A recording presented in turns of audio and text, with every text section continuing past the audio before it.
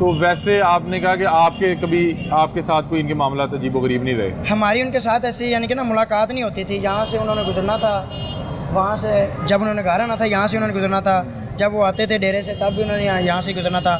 बस वो सलाम बुलाते थे, चले जाते थे। अच्छे यार आदमी थे, उनके पास अपने डाले हैं फॉर्चूनर, क्या अक्सर यहाँ पे खड़े होते हैं। कभी कभार गाड़ी देखी हुई थी?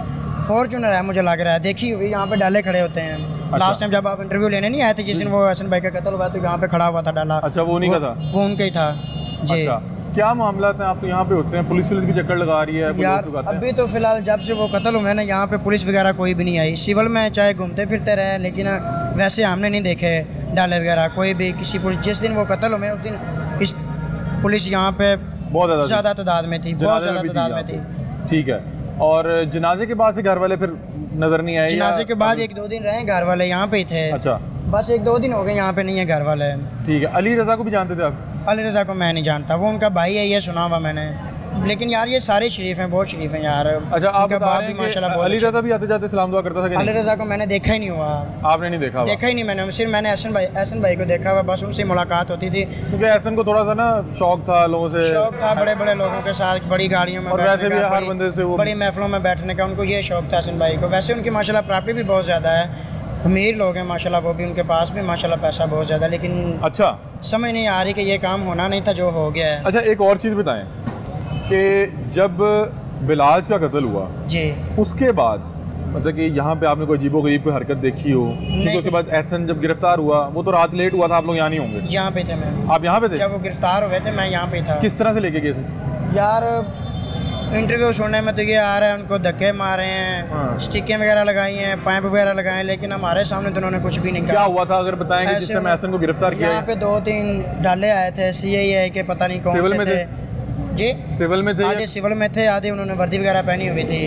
तो ऐसे ही वो ना घर के अंदर चले गए, घर के अंदर चले गए। ऐसे ही उन्होंने उठाया घर से। कितनी देर लगी गाड़ी जी? कम से कम उन्होंने 2-3 मिनट लगाए होंगे। उन्होंने भाई एहसन भाई को उठाया तो वो ले गए, यहाँ पे नहीं वो खड़े रहे। आप जब एहसन को लेके जा रहे थे आपने देखा? हमने देखा है, लाइव देखा। सर पे कपड़ा शपड़ा डाला था? क्या किया था? कपड़ा शपड़ा नहीं डाला था उन्होंने। जब लास्ट टाइम आए थे ना, जब यानी कि पहला इनके घर उन्होंने CIA वालों ने चक्कर लगाया ना, पुलिस वालों ने, तब उन्होंने कपड़ा शपड़ा डाला हुआ था ऊपर मुँह के। मतलब मैं समझा नहीं। जब यहाँ से गिरफ्तार करके ले गए ना हमजा भाई, यहाँ से गिरफ्तार करके गए, तब उन्होंने मुंह पे कपड़ा वगैरह कुछ भी नहीं लिया था। तब उन्होंने पीछे हाथ कड़ियाँ लगाई थी हाथों से जा रहा था या कोई जी? उन्होंने उसने तो कोई बात नहीं की। वो आपने देखा कि वो यूं आके गाड़ी में बैठ गया? गाड़ी में उसने धक्का लगाया, वो गाड़ी में बैठ गया। पुलिस वाले मारपीट भी कर रहे थे? फ्रंट पे उन्होंने बैठाया तो ऐसे ले गए उनको। पुलिस वाले उस टाइम धक्कम पेल कर रहे थे कि उन्होंने कहा कि चलो चलो आगे चलो? नहीं, उसने ऐसी बात कोई भी नहीं की, उन्होंने बस ऐसा धक्का लगाया उसको, एहसन भाई को। अच्छा, एक चीज़ और बताएं कि ये कितने बजे का वक्त था? तकरीबन मेरे हिसाब से 11-12 बजे का वक्त था। यहाँ पे इतनी ज़्यादा तादाद भी नहीं थी कि जो देख रहे थे सारे। लेकिन आप मौजूद थे, रात लेट तक चलते हैं। हमारा 24 घंटे का काम है। एक और चीज़ बताएं कि आपने भी बताया कि जब दोबारा लेके आए तो उस टाइम कपड़ा डाला हुआ था। जब वो दोबारा लेके आए ना इन्वेस्टिगेशन करने के लिए, यानी कि अंदर से जो उन्होंने रकम वगैरह निकाली, कितनी देर बाद लेके आए? वो तकरीबन अंदर काफ़ी देर रहे, 15-20 मिनट रहे अंदर। कितने दिनों बाद लेके आए या दोबारा कब आए? कम से कम 10 दिन बाद लेके आए मेरे हिसाब से, जो मेरा अंदाजा है वो मैं आपको। उस टाइम एहसन के मुंह पे कपड़ा डाला हुआ था? उस वक्त उन्होंने मुंह पे कपड़ा डाला था। यहाँ पे 5-10 मिनट ये ना उनके घर के बाहर जो गली है ना, उधर भी उन्होंने रोका हुआ था। उनसे पूछ रहे थे ये वो फलां एहसन भाई इस तरह इशारे कर रहे थे, इस तरह इधर उधर इशारे कर रहे थे। और फिर घर भी गए? घर भी गए, पहले घर गए फिर बाद में बाहर लेके आए हैं। उस टाइम आपने देखा एहसन खड़ा हुआ था? एहसन भाई खड़े हुए थे तब मैंने मतलब कि उसका कपड़ा फिर उतार दिया? कपड़ा नहीं उतारा उन्होंने, कपड़ा ऐसे ऊपर ही था। यहाँ से जो है ना उन्होंने उन्होंने कैंची के साथ काटी हुई। वेलकम बैक नाज़रीन, प्रोग्राम में आपको एक बार फिर से खुशामदीद कहते हैं। नाज़रीन, इस वक्त हमारे साथ सीनियर सहाफ़ी नईम मुस्तफ़ा हमारे साथ इस वक्त मौजूद हैं। पिछले 40 साल से ये क्राइम को रिपोर्ट भी कर रहे हैं और क्राइम को कवर भी कर रहे हैं। आज इनके एक्सपीरियंस से फ़ायदा उठाते हैं और हाल ही में जो एहसन शाह और बिलाज केस जो चल रहा है, इस हवाले से मैंने इनको मुख्तलिफ़ प्लेटफॉर्म पे इनको रिपोर्ट करते हुए देखा, अपना तज़िया देते हुए सुना। और उसके अलावा जो नाज़रीन पिछले 20-30-40 साल से क्राइम रिपोर्ट कर रहा हो, उसका हर इदारे में कोई ना कोई सोर्स होता है, उसकी एक्सेस होती है। तो इनसे इंशाल्लाह ताला आज के इस प्रोग्राम में तमाम फ़र्स्ट हैंड इंफॉर्मेशन लेंगे। और ये एनी शायद हैं इस दुश्मनी का भी, मतलब कि ये जहाँ तक मैं जानता हूँ कि ये टीपू ट्रका वाला के पास भी मौजूद रहे, मतलब कि साफ़ी जो होता है उसके बहुत से ताल्लुकात होते हैं, लिंक्स होते हैं खबर निकलवाने के लिए। फिर उसके बाद जो उस वक्त के IG DIG और मुख्तलिफ जो लोग होते थे, इन्होंने ये तमाम मामला अपने सामने होते तक देखे और इन्हीं के सामने मतलब कहा जाए तो बलाज की तीसरी नस्ल जो है इस दुश्मनी की भेंट चढ़ गई। क्या मामला है, नईम मुस्तफ़ा साहब से तमाम तर डिटेल्स जानते हैं। अस्सलाम वालेकुम। नईम भाई कैसे हैं आप? खैरियत से हैं? बहुत शुक्रिया आपने हमारे प्रोग्राम के लिए वक्त निकाला। नईम भाई, एहसन शाह के साथ जो भी हुआ उसकी तरफ आते हैं। मैं चाहूँगा कि बिल्कुल आगाज़ में आप कुछ मुख्तसर अंदाज में हमें पूरा इस दुश्मनी के हवाले से बताएं, किस तरह से शुरू हुई, टीपू के साथ क्या हुआ, क्या किसी ने इस दुश्मनी को ख़त्म करने की कोशिश की? बहुत से लोग कहते हैं कि पुलिस की वजह से ये दुश्मनी कभी भी अपनी इख्तिताम की तरफ नहीं पहुंची। तो मैं चाहूँगा कि हमारी ऑडियंस के लिए, क्योंकि आप इन तमाम चीज़ों के ऐनी शायद, और मैं चाहूँगा आप वो वाक़यात भी ज़रूर बताएं जिसमें आपने टीपू के साथ बैठ के कोई डिस्कस किया हो या टीपू ने कोई आपके साथ डिस्कस किया हो, या उस वक्त के जो दीगर किरदार थे, तीफ़ी भट्ट, गोगी भट्ट या दीगर लोग थे, ताकि हमारी जो ऑडियंस है उस तक तमाम ये फर्स्ट हैंड इंफॉर्मेशन पहुँचे, क्योंकि आप उन तमाम जगहों पर मौजूद थे। बहुत शुक्रिया। पहली बात तो ये है कि ये दुश्मनी है ना, ये दुश्मनी कोई अचानक ज़मीन से उगी नहीं है, ना कोई आसमान से नाजिल हुई है। ये दुश्मनी ग्रेजुअली जो है यहाँ तक पहुँची है। इसमें चौथी नस्ल भी, बिल्ला ट्रक्का वाले के या उनके वालिद से लेके और चौथी नस्ल तक कोई शख्स तिबई मौत नहीं मरा। नेचुरल डेथ किसी की नहीं है, ये गोली के ज़रिए ही सबको कत्ल किया गया है। इनकी दुश्मनी कोई ऐसी खूनी बरादरी नहीं थी, कोई जो एक दूसरे के गुत्थम गुत्था थे और एक दूसरे का खून करते थे, ऐसी बात नहीं थी।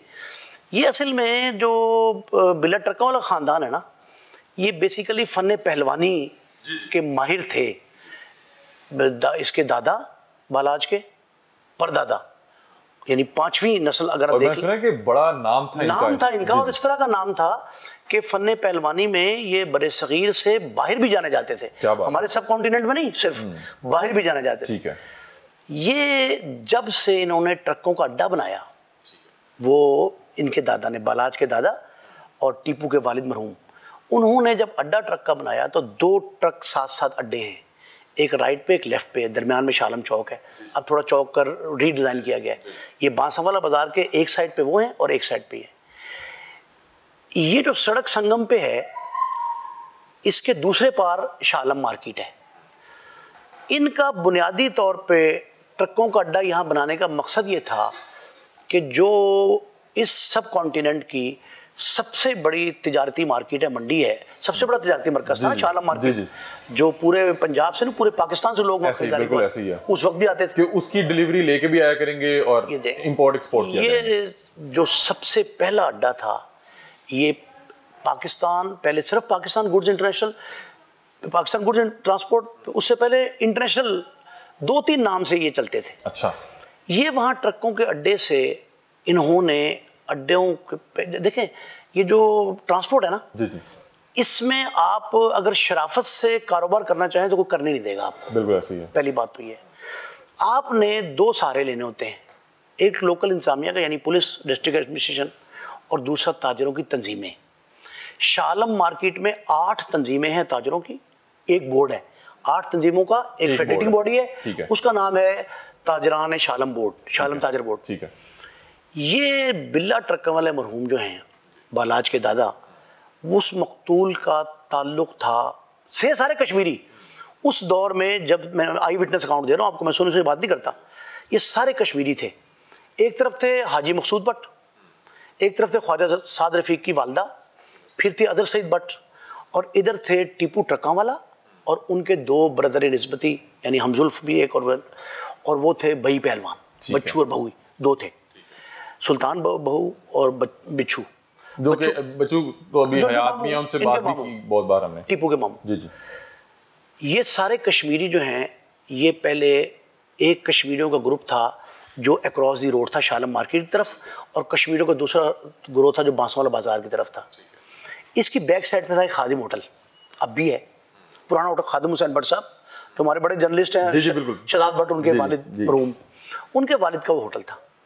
इधर पेंट की 2 दुकानें थी, अब वो 5-6 हो गई हैं। सामने एक प्लाजा था जो मंदिर में बना हुआ था। अच्छा। मंदिर आपने नहीं देखा होगा, ये मंदिर हमने देखा था। इस मंदिर में अज़हर सईद बट मरहूम, अब वो भी फौत हो गए, 3 साल हो गए। अज़हर सईद बट मरहूम जो पहले शालमी मार्केट के, शालम मार्केट जो थी उसके सदर, फिर अंजुमन ताजरान लाहौर के सदर, शालम ताजर बोर्ड के चेयरमैन, फिर लाहौर चैम्बर के सेक्रेटरी जनरल नायब सदर, फिर federation of chamber of commerce के सदर। मतलब उन्होंने तमाम जितने ताजरों के मनसब हो सकते हैं वो संभाले थे उन्होंने। बड़े तजर्बेकार आदमी थे, पुराने पॉलिटिशियन थे, और पॉलिटिशियन भी इस तरह के थे कि जिन्होंने तलबा सियासत से लेके और ग्रो करके ताजर सियासत तक पहुँचे थे। हाजी मकसूद बट और उनकी आपस में अनबन हो गई। पहला, सबसे पहला से पहले हाजी मकसूद बट वर्सेस अज़हर सईद। अज़हर सईद बट के वालिद थे सईद बट साहब मरहूम, वो भी ताजिर रहनुमा थे। उनकी एक दुकान थी, जस्ट एक शॉप थी। इस शॉप के पीछे उनका घर था। इस घर के और शॉप के दरमियान जो फासला था वो सारी जगह उन्होंने ख़रीद ली भट्ट साहब ने, और वहाँ वालिद साहब जब सईद बट साहब फौत हुए, अज़हर सईद बट साहब ने वो सारी जगह ख़रीद के अपना घर साथ मिलाया और वहाँ 3 बड़े बाड़ा मार्केटें बना दी,